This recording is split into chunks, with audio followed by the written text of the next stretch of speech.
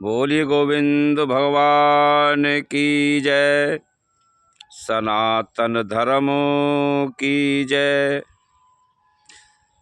प्रिय आदरणीय सभी भक्तजन, हम आपके चरण कमलों में कोटि कोटि नमन करते हैं, दंडवत करते हैं, प्रणाम करते हैं।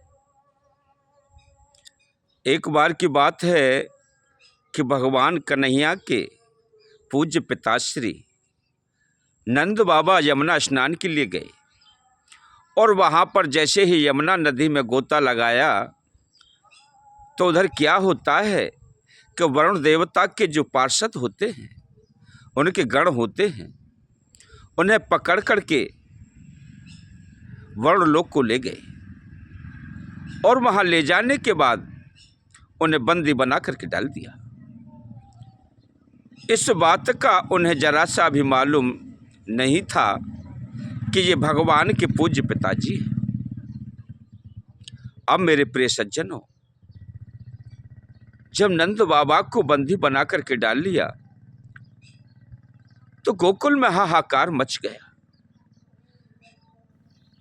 कि नंद बाबा यमुना में डूब गए, यमुना में डूब गए, यमुना में डूब गए। अब तो चीख चिल्लाहट होने लगा, नंद रानी त्राहि त्राहि करने लगी। उधर भगवान कन्हैया को मालूम हुआ तो वह दौड़ करके यमुना के तट पर पहुंचे और उन्होंने एक पल में ही यमुना में छलांग लगा दी और छलांग लगा करके वर्णलोक में पहुंचे।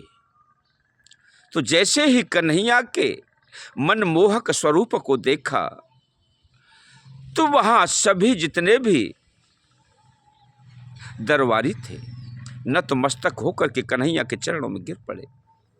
वरुणदेव भी पूजा का थाल लेकर के, सभी सामग्रियां लेकर के उनके चरण कमलों का वंदन करने के लिए दौड़ पड़े और उन्हें ले जा करके बड़े उच्च कोटि के सिंहासन पर बैठाला और कहा, कहे नाथ, हे दया के सागर, हे करुणा निधान, कहिए हम आपका किस प्रकार से सम्मान कर सकते हैं। तो भगवान कन्हैया ने कहा कि अरे मूर्खो, आपने हमारे पिताजी को बंदी बना करके डाल लिया है और आप हमसे कहते हो कि आपकी हम क्या सेवा करें। तो वरुणदेव जी बड़े विचलित हो गए और बोले कि नाथ, आपके पिताजी कहाँ हैं? आपके पिताजी कौन हैं? कि जो नंद महाराज हैं यही हमारे पिताजी हैं जो आपकी कैद में हैं। कन्हैया की सेवा को देख करके नंद बाबा बड़े आश्चर्य में पड़ गए और वहां से सह सम्मान वर्णलोक से नंद बाबा को लेकर के आए। आकर के जैसे ही यमुना नदी में बाहर प्रकट हुए, वैसे ही ब्रजवासी सभी खुशियों के मारे झूमने लगे और जितने भी गोप थे सब कहने लगे कि वाह, अरे कन्हैया, अब तू मान न मान, हम तो तुझे वैसे ही ग्वाला समझते थे, लेकिन तू तो साक्षात भगवान है। हमको भी तू अपनी भगवत लीला को दिखा दे। उन्होंने कहा, क्या करोगे? अरे मैं भगवान नहीं हूं, अरे मैं तो वैसा ही साधारण सा नंद राय बाबा का एक छोटा सा लाला हूं और मेरी मैया है यशोदा, अरे उसके आंचल से सींच करके इतना बड़ा हुआ हूं और आपके साथ खेलता हूं, कूदता हूं, खाता हूं, पीता हूं, अरे सब कुछ मेरे पास आपका ही तो दिया हुआ है। नहीं लाला, तू हमें बातन में मत लगावे, देख हम तो सब तरह से जाने गए, क्योंकि जो काम अनहोनी के होते हैं नंद बाबा ने हमें सब कछु बताए दो है कि हमारे लाला की वहाँ बड़ी सेवा है रही, वहाँ को बड़ो पूजन है रहो, वहाँ को बड़ो सम्मान है रहो और हमें बंद करके डाल लो। तो लाला के देखते ही देखत बाने जने का इशारो करो सो हमको तो भैया ने छोड़ दो, सो हम तो यहाँ चले आए।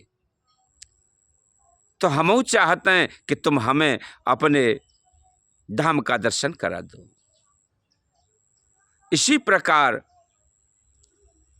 जब यह गोप कहने लगे तो एक समय की बात है कि वह भी यमुना स्नान करने के लिए पहुंचे, तो उनको सब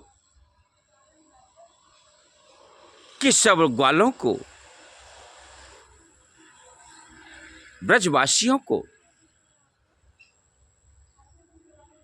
वन लोक में ले गए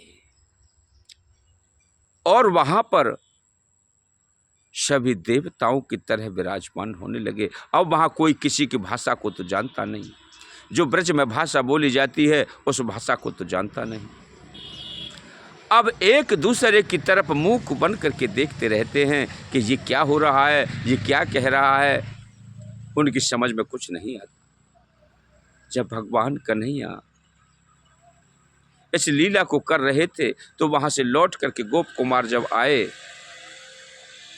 तो उन्होंने कहा कि कन्हैया, अब हम कबो ना जाएंगे वह लोक में, चौंक वहाँ हमारो कन्हैया दिखाई दे तो ना आए, और हमें तो तेरी लीला देखे भी मैं और लीला कर भी मैं आनंद आतो है लाला, और हम तो तेरे साथ ही रहेंगे, तेरे साथ ही माखन चुराएंगे, गोपियन के संग किनाए करेंगे, हम तो लाला तेरे संग ही खुश हैं। अरे हमारे ब्रज से कोई लोक बढ़िया ना है, हमें तो अपना ब्रज लोक ही बढ़िया लगो करे है।